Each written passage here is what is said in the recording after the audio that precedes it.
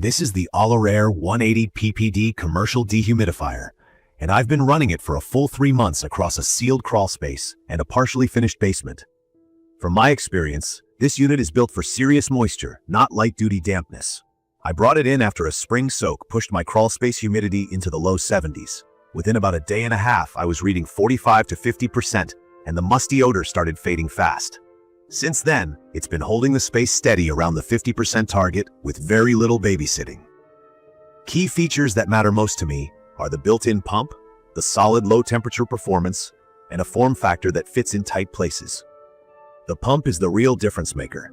Instead of messing with a collection bucket or trying to force a gravity drain to work, I connected the included drain hose, routed it to a laundry sink, and I was done. The pump has enough lift to push water up a floor, which gives you a lot of freedom in where you place the unit.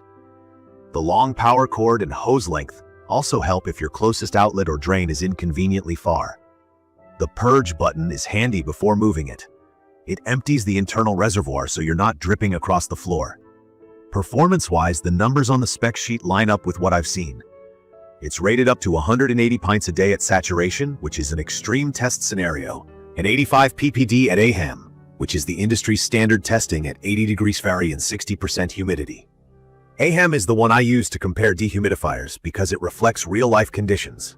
In my space of roughly 1,600 to 800 square feet, the airflow feels strong, and the air cycles well enough that I don't see big humidity pockets. If your layout is chopped up with walls and storage, any dehumidifier will struggle to move air into every corner, so a fan or more open pathways can help. A big win is how it handles cooler temps. Many compressor dehumidifiers ice up below the mid-40s. This one has automatic defrost. When the coils frost, it pauses the compressor, keeps the fan moving air over the coils, and then resumes.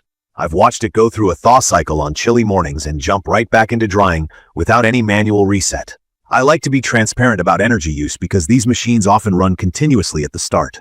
On my meter, I typically see 560 to 620 watts when it's actively drying. During the first 2 days, it ran most of the time. After the humidity dropped, the duty cycle fell back to around half the time, depending on weather. At an electricity rate of about 15 per hour, I'm seeing a monthly cost in the ballpark of $40 to $55 once the space is stable. In my opinion, that's reasonable for keeping a big area dry and protecting wood, insulation, and stored items. Noise is part of the reality. The spec says around 58 dBA, which is similar to a conversation. In an open living room, you'd hear it and probably not love it. In a crawl space or a separate basement room, it's fine. It also adds a small amount of heat because it's a refrigeration system. In my crawl space, I measured a temperature bump of roughly 2-3 gigafarads when it's working hard. That's normal for this type of unit and actually helps in coolant. Build quality feels commercial. The housing is tough plastic, the handles are strong, and the footprint is compact for what's inside. It's not light. The listing says about 55 pounds, and with the compressor and coils, it feels every bit of that. No wheels on mine, which I actually prefer in a crawl space because it stays put and level. I had a minor rattle during week 2 that turned out to be a loose screw on a panel. A quarter turn fixed it, and it never returned. Beyond that, mine has been reliable so far. I know there are reports out there about units arriving dead on arrival or with issues. I didn't experience that, but I get why that makes people nervous. If you pick one up, keep the packaging until you know everything works, just in case. On controls and smart features, the interface is simple.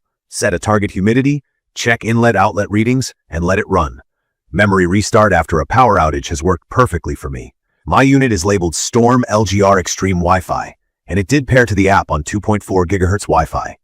I can turn it on or off, change the set point, and check readings remotely. That said, the app feels a bit clunky. Once in a while, the data updates lag a little, and the interface isn't as polished as some thermostat apps. If remote monitoring is mission critical for you, I'd confirm with the seller which app your batch uses, and consider a separate humidity sensor as a backup. Speaking of sensors, I compared the onboard humidity reading to my external meter and found a consistent 5 to 8% difference. That's common on dehumidifiers, but it matters because the unit decides when to cycle based on that reading. I simply set my target a few points lower to match what my external sensor says, and problem solved. If you've never used one of these, it's worth knowing. LGR, or low-grain refrigerant, just means the system stays efficient at pulling water even when the air is already pretty dry. It helps you get from mildly damp down to truly dry without stalling out. Maintenance has been easy. I pop the MERV 8 filter out every month, vacuum it, and rinse if it's grimy. In a dusty crawl space, that's essential because a clogged filter will choke airflow and cut performance. I also give the drain hose a quick look to make sure nothing is kinked or blocked. That's about it. It's perfect for a sealed crawl space or a large basement where you want set-it-and-forget-it moisture control and don't want to worry about emptying buckets. From my experience, the combination of compact size, strong airflow, auto defrost, and the built-in pump makes daily life easier. If you're new to these specs, the big ones to remember are the 85 ppd AHAM rating for realistic capacity, the 210 CFM airflow for circulation, and the 33.8 to 104 degrees Fahrenheit operating range, so it keeps working when it's cool. I'd recommend this for homeowners and pros who need serious drying power in areas up to about 2,300 square feet, assuming decent airflow and a reasonably sealed space. It's also great for post-leak or post-storm drying, where you need to pull a lot of moisture out quickly. If your top priorities are ultra-quiet operation and a sleek look in a living space, this isn't that. If you're counting on flawless smart controls, manage expectations, or use a separate monitor. Also, be prepared for the wait and have a plan for routing the drain. In conclusion, the ALORAIR 180PPD commercial dehumidifier has delivered what I needed.